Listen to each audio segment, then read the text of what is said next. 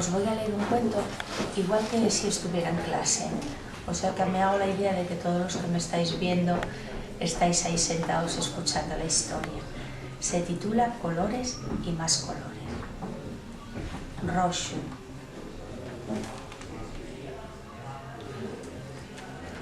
Roxa, la amapola. Roxo, el rosal. Roxo, el corazón del coral del mar. Naranja. Naranja, zume. Naranja, color. Naranja, el sable al esconderse el sol. Verde. Verde, Andalucía. Verde, Berrechín. Verde, de la oliva del Guadalquivir. Azul. Azul del cielo, azul mariñán, azul de los dos huellos de azul cristal.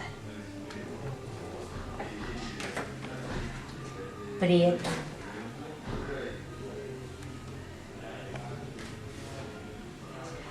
Prieto musín, prieto carbón, prieto de la noche y del nublón. Mariello.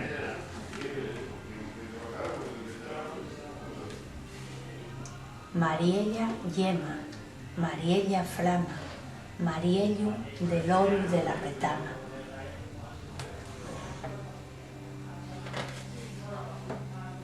Buxo.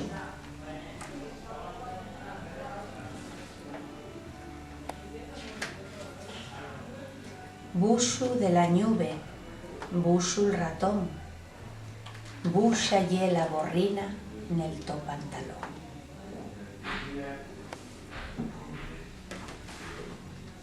Violeta.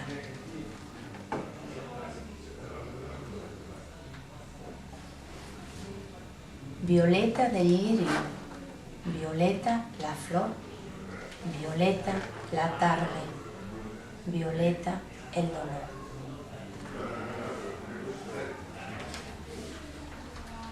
Marrón.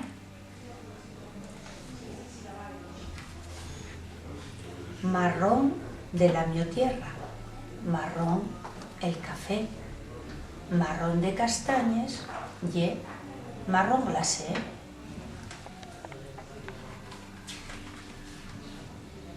Y como ya lo acabé, este es el cuento que conté.